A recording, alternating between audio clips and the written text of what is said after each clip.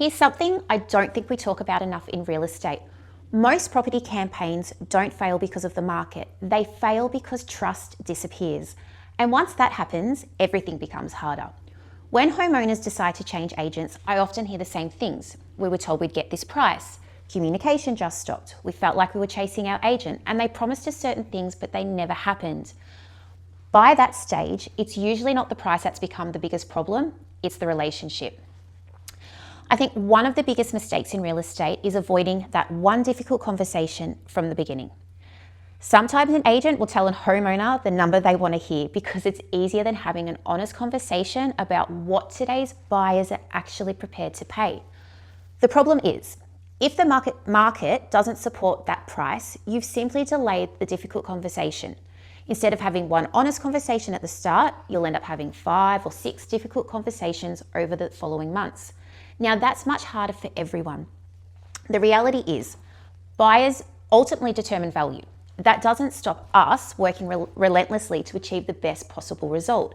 It simply means we need to be honest about what buyers are telling us and respond before we lose momentum. Because selling a home isn't a set and forget process.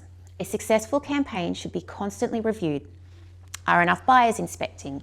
What feedback are they giving? Are we attracting the right buyers? How are we comparing with homes that we're competing against? Is our marketing creating enough exposure? And do we need to adjust our strategy?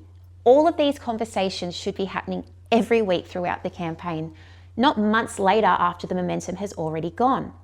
The other thing I hear a lot is that it's often the little things that slowly start to break down the trust. Phone calls aren't returned, updates become less frequent, and the home isn't presented the way that it was promised. The owners start wondering what's actually happening behind the scenes. Now, individually, these seem like very small things, but together they send a much bigger message. Once confidence starts to fade, sellers naturally begin questioning every piece of advice they're given. And that's when campaigns become expensive. Price changes happen later than they should, marketing adjustments happen too late, and buyers move on and momentum disappears. Opportunities that existed in the first few weeks are often gone. That's why every campaign should be actively managed from beginning to end. Not because something has gone wrong, but because every inspection, every buyer conversation, and every week on the market gives us new information. Our job as agents is to interpret that information, communicate it clearly, and recommend changes when they're needed, and have the honest conversations early, not after months of frustration. Selling your home is one of the biggest financial decisions you will ever make.